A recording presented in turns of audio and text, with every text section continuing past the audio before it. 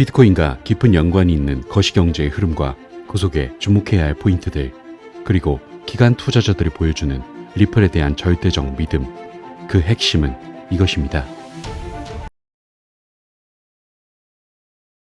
안녕하세요. 크립토피아입니다. 금일 브리핑 시작해볼게요. 일단 시장 분위기 살펴보려고 하는데 지난주에 대해 체크하고 넘어가 보자면 지난주는 상당히 힘들었지만 결과는 좋았던 한 주였거든요. 비트코인 가격의 변동성이 상당히 컸었는데 하지만 23일 잭슨홀 미팅에서 제롬 파월 연준 의장이 금리 인하로의 기조 변경을 공식화하면서 비트코인 가격은 64,000달러 위로 튀어 올랐었죠. 비트코인은 위험 자산이면서 동시에 발행량이 고정된 안전 자산이기도 한데 미국이 금리를 내리고 결과적으로 시중에 풀리는 달러화의 양이 많아지면 이와 대비해 상승할 가능성이 높죠. 그런 점에서 이번 연준의 결정은 비트코인에는 중장기적으로 호재라고 할 수 있어요. 그리고 크지 않은 금액이긴 했지만 지난주 블랙록 비트코인 현물 ETF로 꾸준히 자금이 순유입됐던 것도 이런 이유에서가 아닐까 싶은데, 블랙록의 ETF는 지난주 비트코인 보유량 35만 개를 넘겼거든요. 이는 단일 보유 주체로는 비트코인 창시자인 나카모토 사토시, 암호화폐 거래소 바이낸스에 이어 전 세계에서 세 번째로 많은 수준으로 미국 상위 헤지펀드 60%가 비트코인 ETF를 보유하는 등 기관 투자자들의 관심이 많아진 것이 비결로 꼽히고 있죠. 하지만 물론 오늘의 기준으로 하면 64,000달러가 무너진 모습인데 과연 다시금 상승할 수 있을지에 대해 분석해보면, 일단 시장 전문가들은 현재 나타내는 온체인 지표들을 기반으로 하면 66,000달러까지는 갈 가능성이 높다는 의견을 보이고 있거든요. 스톡 투 플로우 모델로 유명한 암호화폐 분석가 플랜비는 비트코인 가격이 200주 이동 평균선을 뛰어넘는 상승을 보였다면서 이후 가격이 최대 24만 달러까지 올라갈 것이라는 장밋빛 예상을 내놨기도 했죠. 더불어 친암호화폐 정치인으로 꼽히는 도널드 트럼프